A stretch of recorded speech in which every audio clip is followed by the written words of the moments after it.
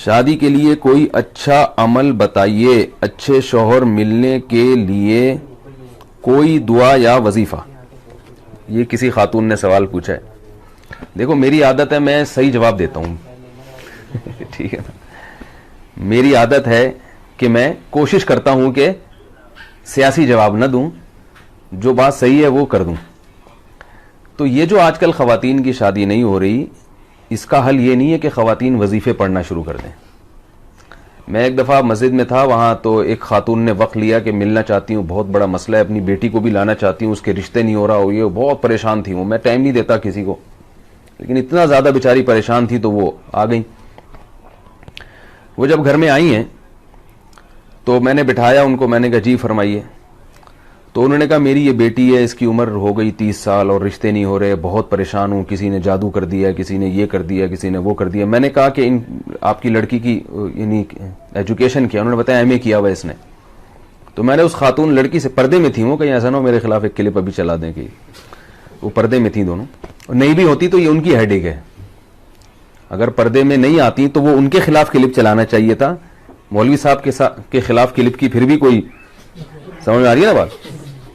تو یہ بعض دفعہ ایسا ہوتا ہے بے پردہ خاتون کوئی مولوی صاحب کے سامنے آ کے بیٹھ گئی, اب فوراً لوگ نے کیا کر دیا, کلپ بنا کے یوٹیوب پہ ڈال دیا, وہ بیٹھے. بھائی اس کے خلاف کلپ بنا کے ڈالو کہ وہ کسی مرد کے سامنے بے پردہ ہو کے کیوں بیٹھی ہے, ٹھیک ہے نا.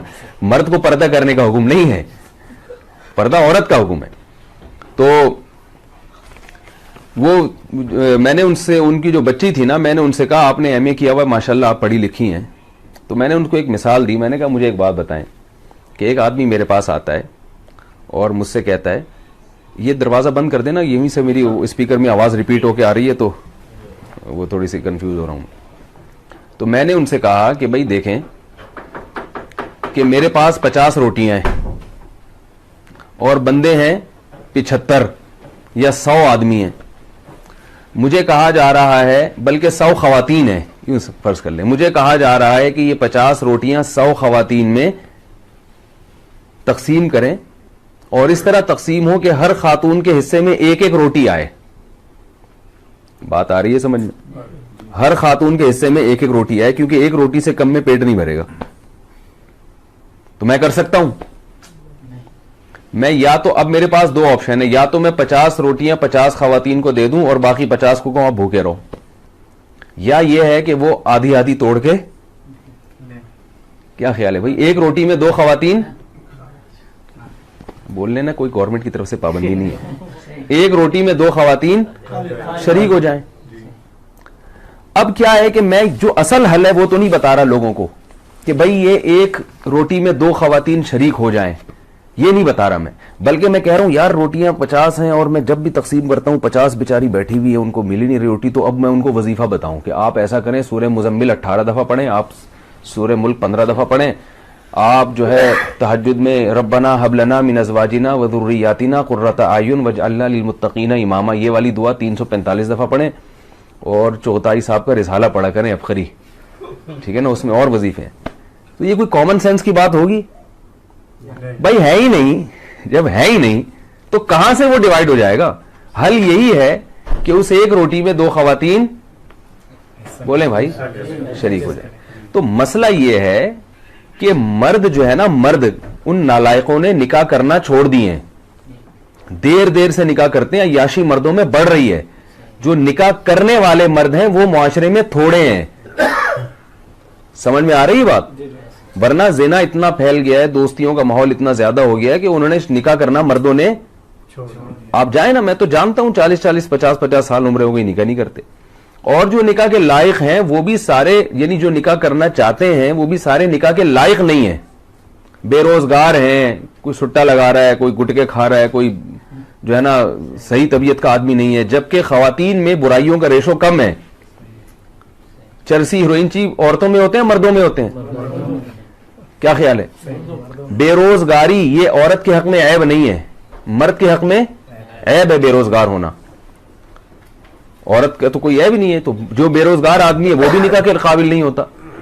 تو تھوڑے لوگ ہیں جو نکاح کے قابل ہیں, اس لیے خواتین کے لیے رشتوں میں مشکلات پیش آ رہی ہیں. تو اس کا اصل حل وہی ہے جو بڑا کڑوا لگتا ہے لوگوں کو, کہ بھئی ایک اچھے مرد پہ ایک عورت قبضہ نہ کرے, بلکہ وہ کوئی دوسری عورت, ایک مرد جو ہے ایک سے زیادہ عورتوں کو اپنے نکاح میں لے لے جو ذمہ دار اور سمجھدار مرد ہیں, پھر وہ برابری بھی کرے, حقوق بھی کرے. بہت سے لوگ کہتے ہیں مرد ذمہ دار نہیں ہے, تو بھائی کیا سارے غیر ذمہ دار ہیں؟ کچھ تو ہوں گے نا جو ذمہ دار ہوں گے. تو یہ جیسے لڑکی والے پہلی شادی کے لیے لڑکے کو پرکھتے ہیں کہ یہ ذمہ دار ہے یا نہیں ہے, تو ایسے ہی دوسری شادی کے لیے بھی وہ پرکھ سکتے ہیں کہ یہ ذمہ داری نبھائے گا یا نہیں نبھائے گا. اور جیسے پہلی شادی میں سلیکشن میں غلطی ہو سکتی ہے, ایسے ہی دوسری میں بھی غلطی ہو سکتی ہے, لیکن اس غلطی کے ڈر سے یہ نہیں کیا جاتا کہ نکاح ہی ختم کر دیا جائے.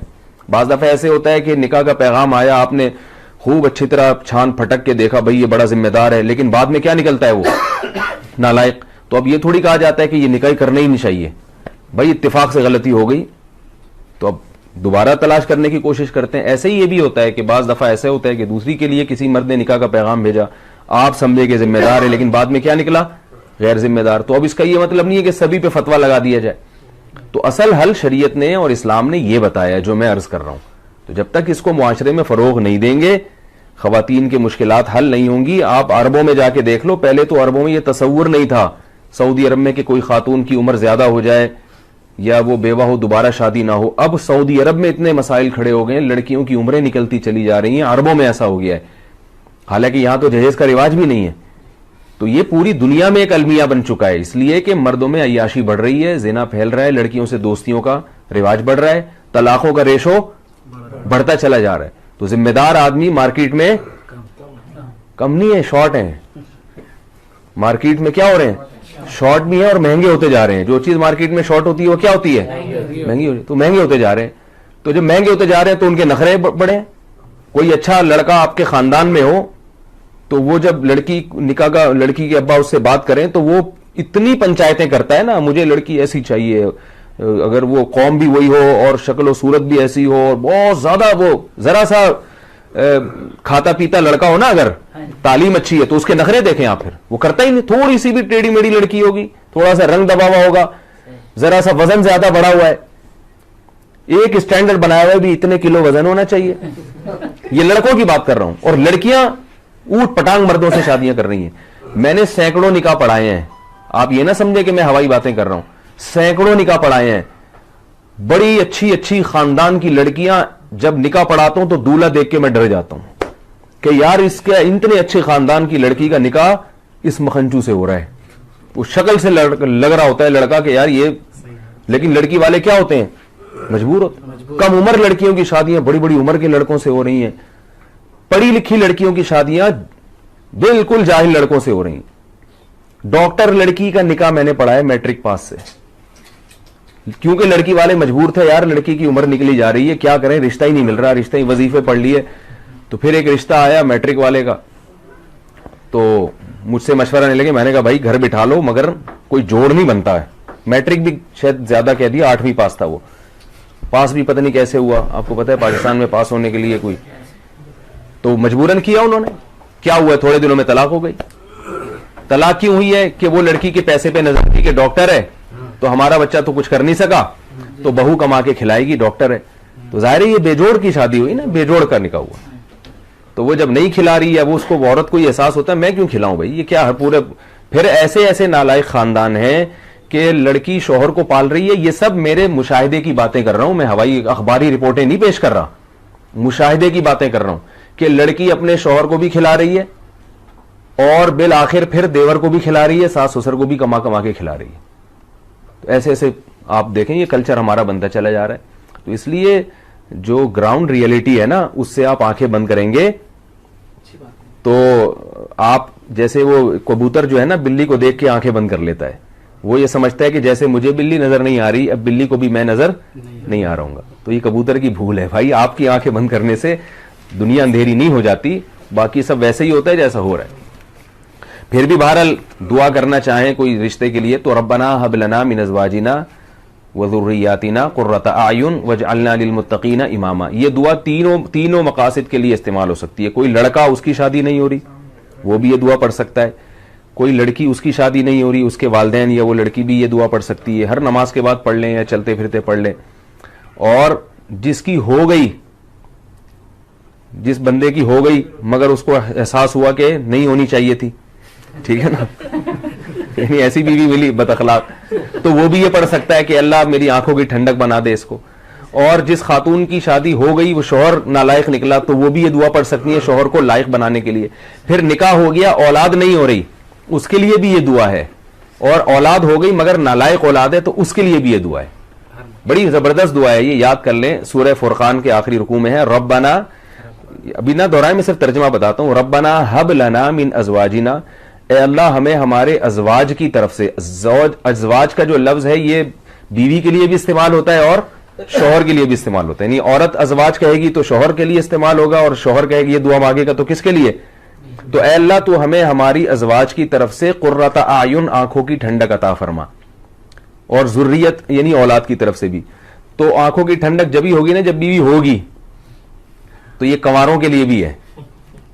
اور شوہر آنکھوں کی ٹھنڈک جب بنے گا جب عورت کا شوہر ہوگا, تو یہ یعنی شوہر کی ملنے کے لیے بھی اچھی دعا ہے.